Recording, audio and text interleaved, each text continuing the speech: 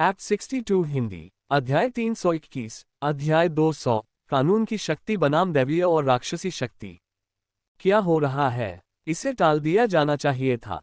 मुझे लगता है कि न्यू लड़ाई में बहुत ज्यादा उलझ गई थी। बैलों का अपना गुस्सा होता है, उसे बदला नहीं जा सकता। दर्शकों ने ये दृश्य देखा और मान लिया कि यह बुरी खबर है। जियाओबाई शुरू से ही रक्षात्मक नहीं थी, इसलिए उन्हें नहीं लगता था कि जियाओबाई ऊर्जा बर्फ परिवर्तन का सामना कर पाएगी। नीचे बैठे दर्शकों में बड़बड़ाहट के साथ ऊर्जा बर्फ रूपांतरण के हिमकण नाचते रहे। भीषण विस्फोट से अखाड़ा भाप से भर गया। बाल्के और 100 लिन बीस्ट ने एक साथ प्रसन्नता व्यक्त की। ऐसा लग रहा था कि यह जीत उनकी कल्पना से कहीं अधिक आसान थी। मैच शुरू होने से पहले बाल्के ने कई बार चेतावनी दी थी कि इस लड़ाई को हल्के में न लें। लेकिन जैसे ही वे अपनी सतर्कता कम कर रहे थे, अचानक सफेद धुंध से बैल की चीख निकल पड़ी। लाल रंग के न्यू को बिजली की तरह आगे बढ़ते देख भीड़ स्तब्ध रह गई। क्या हो रहा है? बेमिंग कंट्री के मेंटर तथा दर्शकों में बैठे कई तेज तर्रार दर्शक एक क्षण के लिए स्तब्ध रह गए। जियाओबाई को कई चोटें आई, लेकिन वे सभी मामूली थीं, कोई गंभीर नहीं। बाल्के को तुरंत कुछ याद आया और उसने अपनी मुट्ठी भींचते हुए कहा, राक्षस। यह एक राक्षस है। इस समय वह लिन चेन और जियाओबाई के तरीकों को समझ गया। उद्धरण चिन्ह ऊर्जा बर्फ परिवर्तन से होने वाली क्षति विधि विकास के ऊर्जा टुकड़ों से आती है। कनिष्ठ भाई ने अपने आत्मिक पशु को सुरक्षा के लिए उसकी समस्त पशु शक्ति ऊर्जा का उपयोग करने को कहा, जिससे ऊर्जा विस्फोट से होने वाली क्षति बहुत कम हो गई। लेकिन इस चाल का इस्तेमाल कोई भी नहीं कर सकता, सही कहा जाए तो केवल उसका बैल ही इसका इस्तेमाल कर सकता है। ऊर्जा विस्फोट से होने वाली क्षति की भरपाई के लिए आपको विस्फोट से कई गुना अधिक ऊर्जा की आवश्यकता होगी। इसे प्राप्त करने के लिए केवल इसकी बर्बर रक्तरेखा ही ऐसा कर सकती है। वू चेन ने पीछे से ये देखा और अन्य छात्रों को समझाया। क्या ये संभव है? अन्य छात्र आश्चर्यचकित थे। वे हमेशा सोचते थे कि ऊर्जा विस्फोट अपराजय है। हर कौशल का एक शत्रु होता है। पानी आग को बुझा सकता है, लेकिन अगर आग पानी से बहुत ज्यादा हो तो आग पानी पर विजय पा लेती है। वू चेन ने एक वरिष्ठ भाई के व्यवहार के साथ टिप्पणी की, लेकिन उसकी नजरें मैदान से हटी ही नहीं। जियाओबाई के प्रकट होने के साथ ही 17 अवशिष्ट छायाओं का सहस्त्र छाया एकीकरण अंततः पूरा हो गया। अब उसके और 100 लिन बीस्ट के बीच की दूरी 10 मीटर से भी कम थी। बाल्के और 100 लिन जानवर दोनों उत्साहित होकर चौंक गए। पहले ने तुरंत चिल्लाया, पीछे मत हटो 100 लिन बीस्ट। ये सुनकर 100 लिन जानवर अपनी जगह पर खड़ा हो गया। ठंडी हवा तेजी से उसके चारों ओर इकट्ठा हो गई और उसने धीरे से अपना मजबूत अगला अंग ऊपर उठाया। तुरंत अपने चारों ओर केंद्रित होकर 3 मीटर के दायरे में तापमान गिर गया, जिससे हवा जम गई। पहले बह रही हवा की धाराएं तुरंत रुक गईं तथा जमीन पर धूल और पत्थर बर्फ की एक पतली परत से कसकर चिपक गए। बर्फ की परत तेजी से फैल गई, एक विशाल जाल की तरह, और पल भर में ही उसने आसपास के वातावरण को घेर लिया। बर्फ एकदम साफ थी तथा उसके अंदर प्रवाहित ऊर्जा की गहरी नीली चमक से चमक रही थी। 100 लिन बीस्ट की आंखें बर्फीली ठंडी रोशनी से चमक उठी। उसने अपना सिर उठाया और एक बहरा कर देने वाली दहाड़ लगाई। इस गर्जना के बाद ऊर्जा से भरी बर्फ प्रज्वलित विस्फोटकों की तरह हिंसक रूप से फट गई। अनगिनत बर्फ के टुकड़े तेज ब्लेड की तरह बिखरे हुए थे, जो हवा में ठंडी रेखाएं बना रहे थे। इस समय चार्जिंग पर लगी जियाओबाई अचानक विस्फोट की चपेट में आ गई। यह अचानक परिवर्तन इतना तीव्र था कि दर्शक अचंभित रह गए। ये कैसा कौशल है? इतना भयानक! मैंने इसे पहले कभी नहीं देखा। यह इसका 5वां कौशल होना चाहिए। इसे क्या कहा जाता है? कौन जानता है? कानून विकास से कौशल आमतौर पर जानवर वशीकरण खजाना मैनुअल में दर्ज नहीं है। जबकि दर्शक दीर्घा में हलचल मची हुई थी, बाल्के ने मुस्कुराना शुरू कर दिया था। ये वास्तव में 100 लिन बीस्ट का 5वां कौशल था। बर्फ का अंतिम संस्कार। इसकी शक्ति स्वयं बोलती है।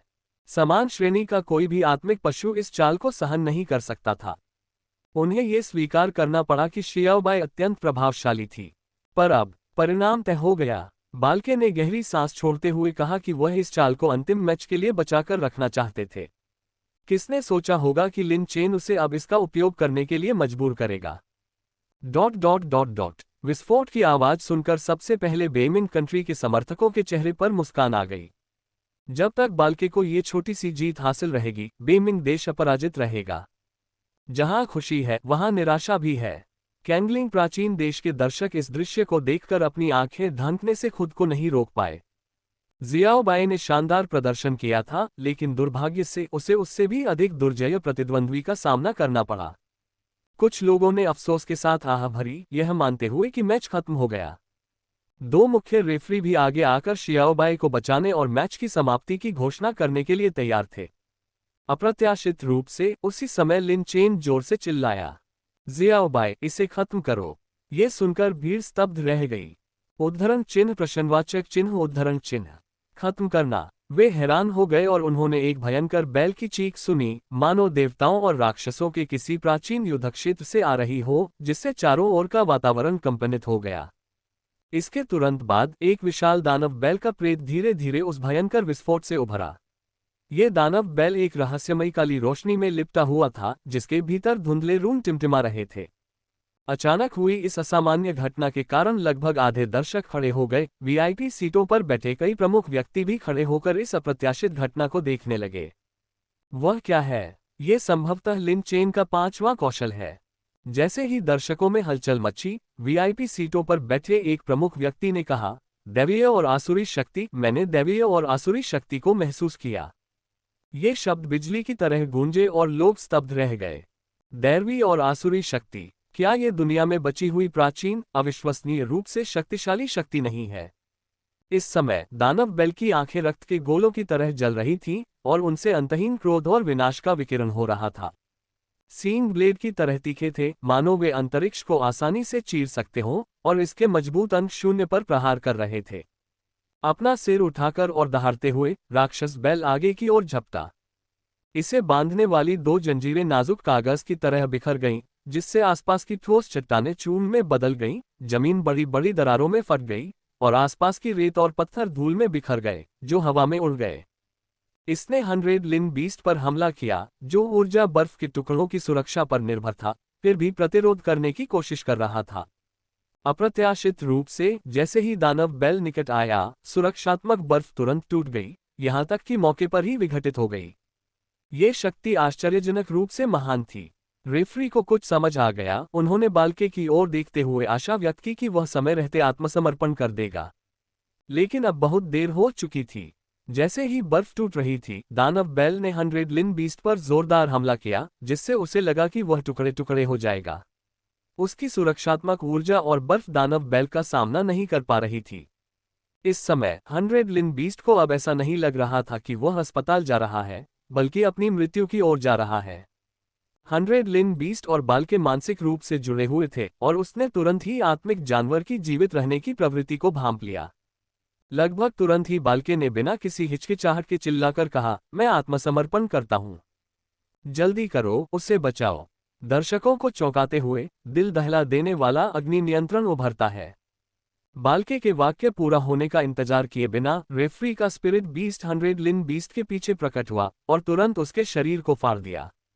100 लिन जानवर का शरीर चौंकाने वाली दरारों से ढका हुआ था। उसके शरीर पर बड़ी बड़ी दरारें थीं, जो खूंखार जानवरों के मुंह जैसी दिखती थीं, और उनसे खून बह रहा था, जिससे उसके गहरे भूरे रंग के फर पर भयानक लाल रंग छा गया था। रंग इतना चमकीला था कि ऐसा लग रहा था कि वह किसी भी क्षण जमीन पर टपकने को तैयार है। पसीने की बूंदें धागे से टूटते मोतियों की तरह उसके जख्मी शरीर से लुढ़कती रहीं और जमीन पर छोटे छोटे रक्त के फूल बिखरते रहे। प्रत्येक भारी सांस के साथ एक हिंसक कंपन भी होता था, मानो वह किसी भी क्षण गिर जाएगा। ये जांचने के बाद कि वह अभी भी सांस ले रहा है, रेफरी ने तुरंत एक चिकित्सक को बुलाया और बालके जल्दी से चिकित्सक के पीछे पीछे 100 लिन बीस्ट की सहायता के लिए दौड़े। रेफरी ने भी तुरंत अपना हाथ उठाकर संकेत दिया, प्लोहॉन बीस्ट जीतता है। मैच पुनः शुरू करने से पहले 30 मिनट का ब्रेक। जैसे ही घोषणा हुई, श्रोतागण अपनी चर्चाओं को दबा नहीं सके और संपूर्ण दर्शकों की आवाजें तूफान की तरह भड़क उठीं। क्या यह एक ऐसा कौशल है जिसे आत्मा परिवर्तन स्तर का आत्मा जानवर प्रदर्शित कर सकता है? बहुत भयानक। ये किस तरह का राक्षस है? लेवल 32 पर कौन ऐसी क्षति झेल सकता है?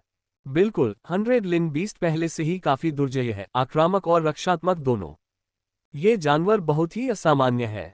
चर्चा के बाद कुछ लोग जियाओबाई का नाम चिल्लाने लगे, जबकि जियाओबाई अखाड़े के ऊपर खड़ी होकर इसका आनंद ले रही थी। इससे पहले चाहे लिन चेन हो या जियाओबाई, उन्होंने फाइनल के लिए दानव बैल उपस्थिति को आरक्षित करने की योजना बनाई थी।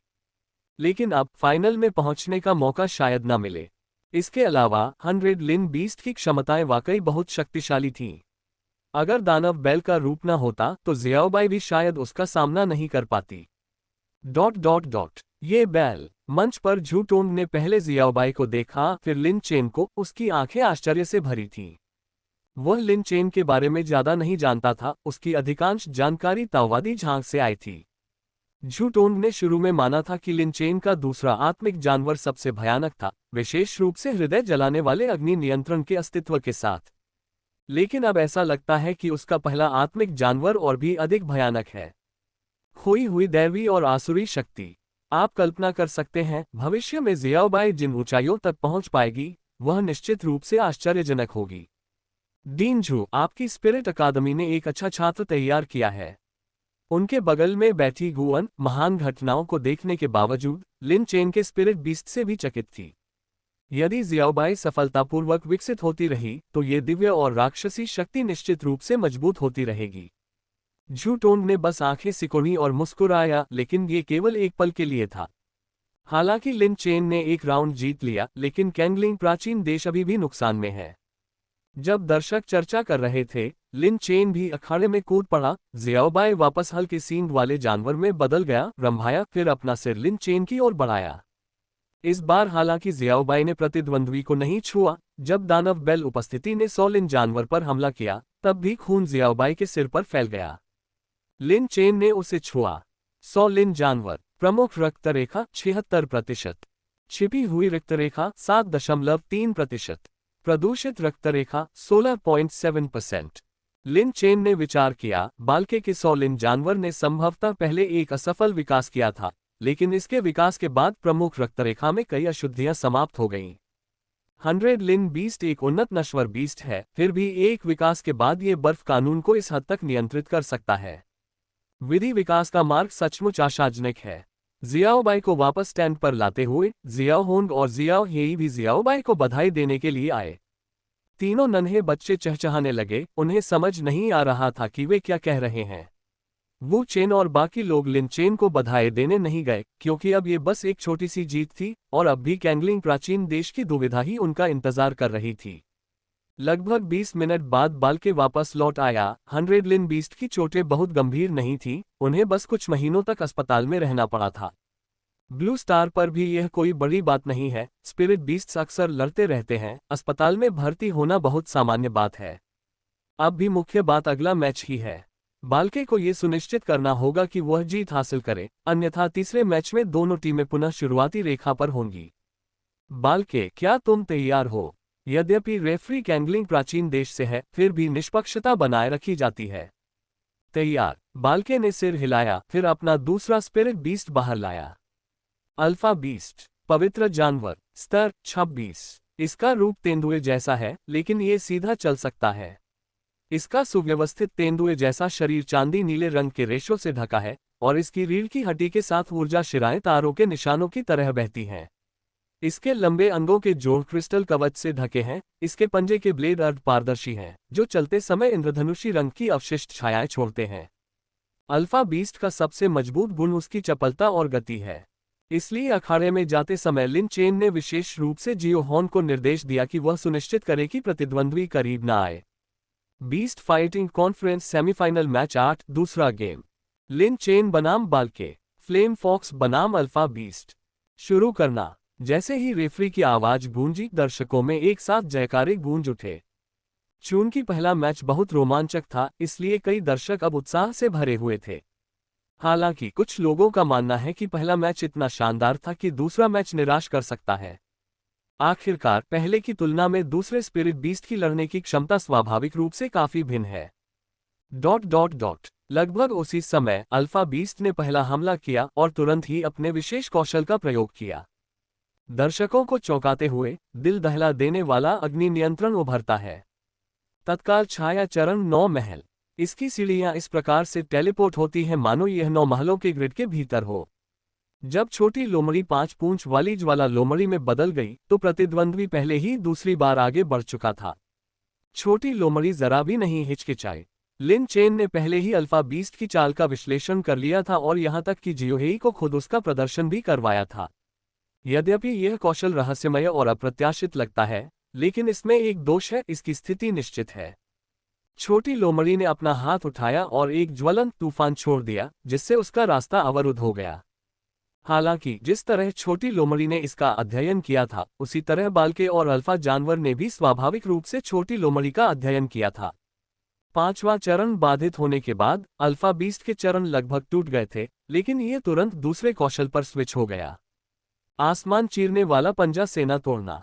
अगले पंजे ने 3 चरणों में आक्रमण के लिए रक्त रंग की हवा एकत्रित की, इस बार तेज गति और लंबे विस्थापन के साथ। अल्फा जानवर की गति इतनी तेज थी कि वह छोटी लोमड़ी की स्थिति को लगभग दबा रहा था। छोटी लोमड़ी ने त्वरित निर्णय लिया और एक सुपर फायरबॉल निकालकर अपने पैरों पर फेंक दिया। बूम! सुपर फायरबॉल की विस्फोटक शक्ति का उपयोग करते हुए लिटिल फॉक्स को दूर फेंक दिया गया, हालांकि उसे मामूली चोटें भी आईं। इसके विपरीत अल्फा बीस्ट ने अपनी फुर्तीली चाल तकनीकों का उपयोग करते हुए सुपर फायरबॉल के अवशिष्ट विस्फोट से बचाव किया और तेजी से लिटिल फॉक्स की दिशा में आगे बढ़ा। उसी समय इसकी तीसरी और चौथी कौशलताएं लगभग एक साथ प्रकट हुईं। जानवरों का खून बेस्क, भूतिया छाया फ्लैश। रक्तरेखा शक्ति को सक्रिय करने के बाद उसका सारा फर खड़ा हो गया, एक भयानक प्रकाश के साथ झिलमिलाने लगा। उसका रूप अलौकिक हो गया, ऐसा प्रतीत हुआ जैसे वह आसपास की हवा के साथ घुल मिल गया हो।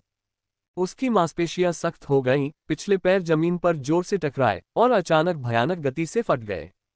रक्तरेखा संवर्धन के सक्रियण के तहत इसने 5वां कौशल घोस्टली शैडो फ्लैश निष्पादित किया। एक क्षण में उसका शरीर भूतिया हो गया तथा उसके पीछे जगह जगह अवशिष्ट छायाएं रह गईं, जिनमें से प्रत्येक छाया बिजली की तरह चमक रही थी। तो इतनी जल्दी? कुछ दर्शक उत्सुकता से खड़े होकर छोटी लोमड़ी की ओर देखते हुए चिल्लाए। लिन चेन और लिटिल फॉक्स दोनों ने दृश्य को देखते हुए तेजी से अपने सिर उठाए। पहला वाला छोटी लोमड़ी को याद दिलाने वाला था, लेकिन दूसरा वाला अब वह भोला भाला छोटी लोमड़ी नहीं रह गया था। इस दौरान लिटिल फॉक्स के प्रशिक्षण का मार्गदर्शन करने के अलावा लिन चेन ने उसे युद्ध क्षेत्र परिदृश्य निर्णय पर लगातार निर्देश दिया, और इस प्रकार लिटिल फॉक्स ने यह भी अनुमान लगा लिया कि प्रतिद्वंद्वी कोई घातक हमला करने वाला है। उसने लिन चेन से परामर्श किए बिना ही घुराघुराहट भरी और अपनी जगह पर खड़ा रहा। अगले ही पल लिटिल फॉक्स के पूरे बाल एकदम से खड़े हो गए, उसकी पूंछ पर लगी लपटें बेतहाशा उछलने लगीं, पूंछ का प्रत्येक बाल जलते हुए धागों की तरह चमक रहा था। उसने अपना मन एकाग्र किया, उसकी पूंछ की नोक पर लपटें पागलपन की तरह केंद्रित होने लगीं, लगातार जलती हुई ऊर्जा को संपीड़ित करती गईं। पूंछ की नोक पर धीरे धीरे एक विशाल ज्वाला बम बनने लगा, जो अंदर लावा की तरह लुढ़क रहा था। ये रहा सुपर फायरबॉल।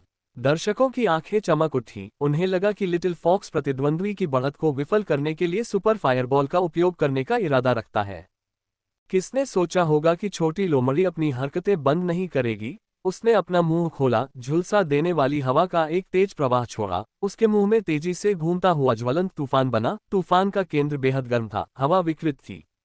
यह क्या कर रहा है? कई लोग हैरान थे। शायद ये सोचता है कि एक कौशल पर्याप्त नहीं है। हाँ बिल्कुल, अद्भुत, एक ही समय में 2 कौशल प्रदर्शित करने में सक्षम। चर्चाओं के बीच छोटी लोमड़ी की आंखें अत्यंत दृढ़ हो गईं, और उसने अपनी पूंछ से सुपर फ्लेम बम और अपने मुंह से फ्लेमिंग स्टॉर्म को एक साथ तेजी से बाहर धकेल दिया। जैसे ही वे एक दूसरे को छूते, वे हिंसक रूप से कंपन करने लगते, ऊर्जा उन्मत्त रूप से टकराती और विलीन हो जाती, जिससे एक बहरा कर देने वाली गर्जना उत्पन्न होती। इस समय सभी दर्शकों की पुतलियां चौड़ी हो गईं, उनमें बालके भी शामिल था। 2 कौशल नहीं, लेकिन एक सम्मेलन। यह एक सम्मेलन है। सभी दर्शक आश्चर्यचकित होकर चिल्ला उठे। कुछ विशेषज्ञ चिल्लाते हुए बोले, ये हृदय दहनकारी अग्नि नियंत्रण है, ये हृदय दहनकारी अग्नि नियंत्रण है। क्या दिल दहला देने वाली अग्नि नियंत्रण? क्या यह एक अमर तकनीक नहीं है? यह कोई अमर तकनीक नहीं है, इसमें केवल एक ज्वाला है, लेकिन यह एक कौशल सम्मेलन तकनीक है। वक्ता का शरीर थोड़ा कांप उठा और वीआईपी सीट पर बैठे बड़े बड़े लोग शांत नहीं रह सके। उन्होंने मूल रूप से सोचा था कि लिन चेन का पहला आत्मिक जानवर दिव्य और राक्षसी शक्तियों को अनलॉक कर रहा था, जो पहले से ही अद्भुत था। किसने सोचा होगा कि उसका दूसरा आत्मिक जानवर भी उतना ही आश्चर्यजनक होगा? हृदय दहनकारी अग्नि नियंत्रण, ये कौशल शायद ही कभी बीस्ट टैमिंग ट्रेजर मैनुअल में दर्ज किया गया है। अब यह एक फ्लेम फॉक्स पर दिखाई देता है जो पूरी तरह से परिपक्व भी नहीं है। ये कल्पना की जा सकती है कि भविष्य में इस कौशल के आधार पर लिटिल फॉक्स कहां तक जा सकता है। ऐसी प्रतिभा, ऐसी प्रतिभा, एक प्रमुख व्यक्ति ने जोर से चिल्लाकर कहा। वे दानव बेल के प्रकटन के दौरान प्रयुक्त कौशल के स्तर का निर्धारण नहीं कर सके, लेकिन हृदय दहन अग्नि नियंत्रण की शक्ति को पूरी तरह से अच्छी तरह से समझ गए। उसकी चीख सुनकर अन्य दर्शकों ने सिर हिलाया और लिन चेन की आत्मा जानवर प्रतिभा पर आश्चर्यचकित हुए, जिनमें से प्रत्येक बहुत असाधारण थी। क्या उसका भालू भी राक्षस हो सकता है? बहुत संभव। दर्शकों के बीच अटकलें तेज थीं, लेकिन बड़े सफेद भालू ने यह सुनकर अपना सिर हिलाया। दूसरे लोग शायद न समझें, लेकिन यह निश्चित रूप से जानता है। जियाओबाई और जियाओहोंग के इस तरह बनने का कारण यह नहीं है कि उनकी प्रतिभा अत्यधिक असाधारण थी, बल्कि इसलिए कि उनके पास एक असाधारण बीस्ट मास्टर है। सौभाग्य से इसके बाद यह असाधारण बीस्ट मास्टर का तीसरा स्पिरिट बीस्ट बन जाएगा। लिटिल फॉक्स के सम्मेलन में सुपर फ्लेम बम और परफेक्शन लेवल फ्लेमिंग स्टॉर्म शामिल थे और लिटिल फॉक्स की वर्तमान सम्मेलन गति पर यह एक पल में पूरा हो गया। पूरे क्षेत्र को झकझोर देने वाला, दिल दहला देने वाला अग्नि नियंत्रण प्रकट होता है। _3 लपटें फैलती रहीं, मुड़ती रहीं और फिर से आकार लेती रहीं। अंततः एक सूर्य समान दानव अग्नि परमाणु बम का रूप ले लिया, जिससे चकाचौंध कर देने वाली रोशनी निकल रही थी। आसपास का तापमान आसमान छूने लगा, मानो हवा ही आग उगलने वाली हो। अल्फा बीस्ट ने दानव अग्नि परमाणु बम के खतरे को भांप लिया। उसकी आकृति एक काले बिजली के बोल्ट में बदल गई, जो तेजी से लिटिल फॉक्स की ओर बढ़ रहा था। उसके रास्ते में हवा हिंसक रूप से उत्तेजित हो रही थी, जिससे एक तीखी सीटी जैसी आवाज पैदा हो रही थी। उसके पंजे हवा में तीखे निशान बनाते हुए ठंडी रोशनी से चमक रहे थे। ये चाल, शैडो फैंटम फ्लैश, उसका निर्णायक कौशल था। उसकी आंखें तेज रोशनी से चमक रही थीं, जो लिटिल फॉक्स को एक ही वार में गिराने के लिए दृढ़ थीं। हम इसे अपना कौशल दिखाने की बिल्कुल भी अनुमति नहीं दे सकते, बाल्के ने भी चिल्लाकर कहा। ये कल्पना की जा सकती है कि यदि यह चाल चली गई तो अल्फा जानवर का भी वही हश्र होगा जो 100 लिन जानवर का हुआ था। जैसे ही अल्फा जानवर लिटिल फॉक्स के करीब पहुंच रहा था और मारने के अंतिम चरण में प्रवेश करने वाला था, लिटिल फॉक्स ने उसी समय दानव अग्नि परमाणु बम फेंक दिया। सुपर फ्लेम बम को ट्रू फ्लेम मोड के तहत फेंकने का विकल्प न चुनने का कारण ये था कि लिटिल फॉक्स को लगा कि सुपर फ्लेम बम की विस्फोट सीमा को अल्फा बीस्ट द्वारा चकमा दिया जा सकता है। हालांकि दानव अग्नि परमाणु बम की विस्फोट सीमा और शक्ति कई गुना बढ़ गई, इसलिए छोटी लोमड़ी अब छिपती नहीं थी और सीधे इसका इस्तेमाल करती थी। लिन चेन इससे काफी संतुष्ट था, क्योंकि उसकी भविष्यवाणी छोटी लोमड़ी की भविष्यवाणी के समान थी। यदि लिटिल फॉक्स ने सुपर फ्लेम बम का उपयोग किया होता तो हो सकता है कि अल्फा बीस्ट उसे चकमा दे देता। सभी दर्शक दानव अग्नि परमाणु बम को गौर से देख रहे थे। हालांकि इसका दृश्य प्रभाव सुपर फ्लेम बम जितना तीव्र नहीं था, फिर भी सभी इसकी भयानक शक्ति से परिचित थे। ये दो कौशलों का सम्मिश्रण था, जो एक अति शक्तिशाली कौशल था।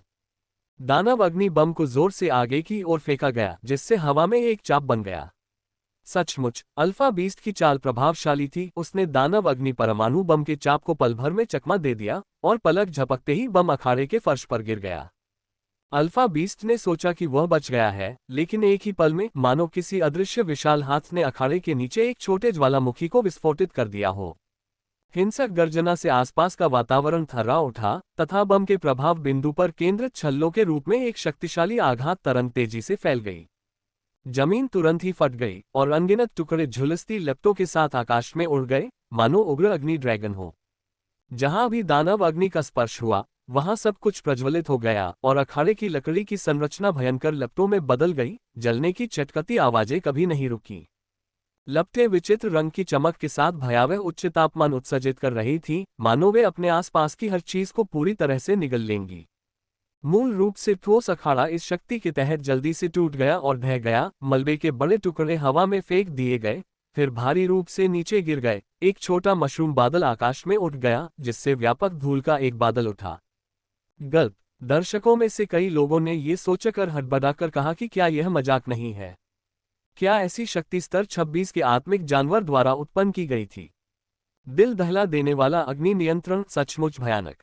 हाँ, ये शक्ति। जब दर्शक स्तब्ध और स्तब्ध थे तो कुछ लोगों ने एक महत्वपूर्ण प्रश्न भी पूछा। अल्फा जानवर कहाँ है? वास्तव में मंच पर अल्फा बीस्ट की आकृति नहीं थी, चाहे उसकी गति कितनी भी तेज और मजबूत क्यों न हो, वह अंततः विस्फोट से बच नहीं सका।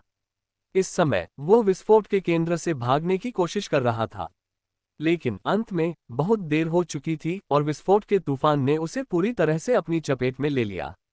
संपर्क टॉस। संपर्क टॉस।